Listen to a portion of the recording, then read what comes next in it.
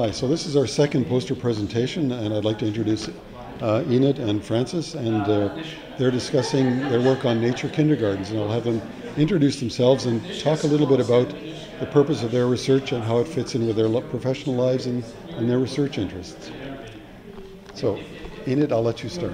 Okay, I'm Enid Elliott and adjunct faculty at UVic, and I work at Camosun as well, and I'm associate faculty here at Royal Roads. And this fits in with both my interest in early childhood and environmental education and getting children outside. So it's a project Francis and I have worked on for a year and a half now, and full-day kindergarten class will spend all morning, every morning, whatever the weather, outside in the Royal Roads Forest, because the program that they're in, it backs onto Royal Roads, right. So the children will go onto the Royal Roads grounds. And we've been concerned that the children have, that we learn as much as we can, as well as the children will learn about some of the traditional knowledges and uses of plants that would be part of this area.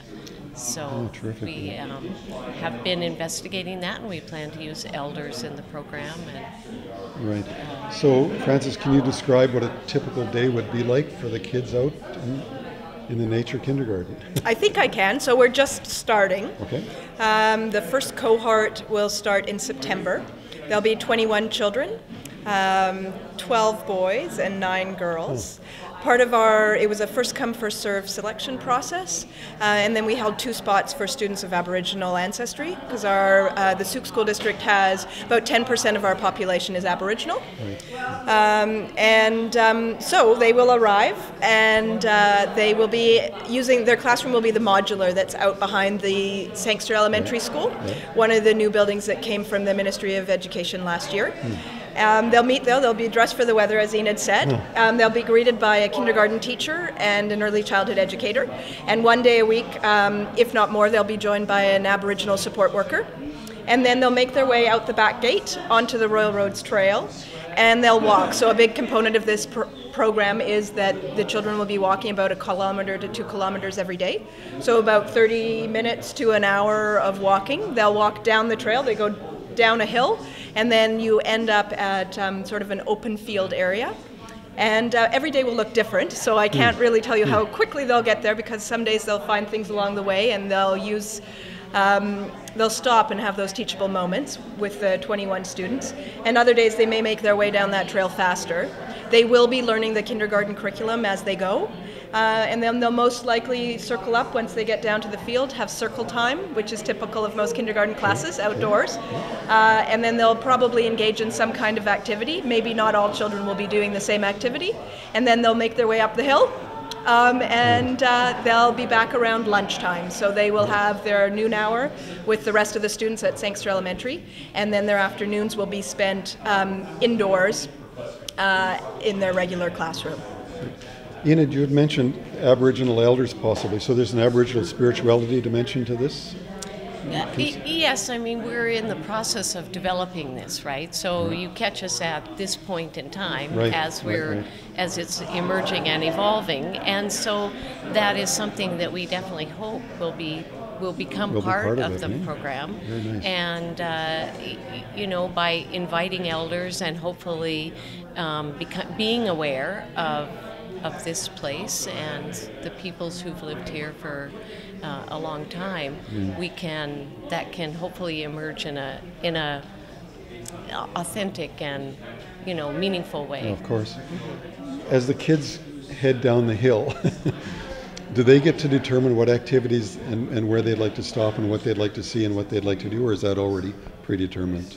Francis? We're hoping that they'll play a big role in that. So what we're trying to find is a balance between, in our education speak, we call emergent learning, and then scope and sequence. Right. So certainly they do, as I mentioned earlier, have a curriculum that needs to be covered, but we very much want the teachers and the early childhood educator to be there as facilitators of their learning. Nice. So we're hopeful that some days will evolve differently than the teachers may have planned.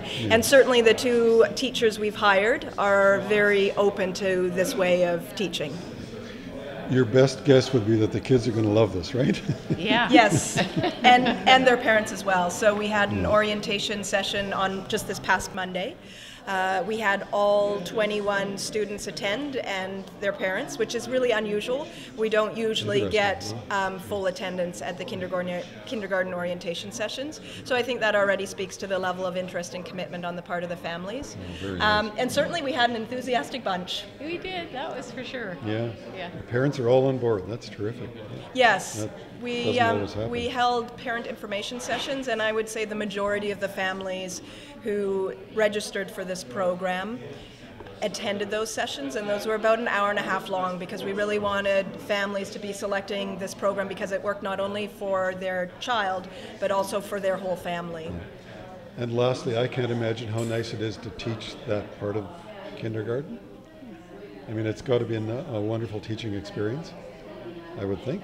Yes, and certainly the teacher and the early childhood educator who we've hired are thrilled. We had a lot of applicants for both positions, and it was very difficult to shortlist. Very interesting. Thanks very much, Enid Yeah. and Francis, Yeah. for doing that.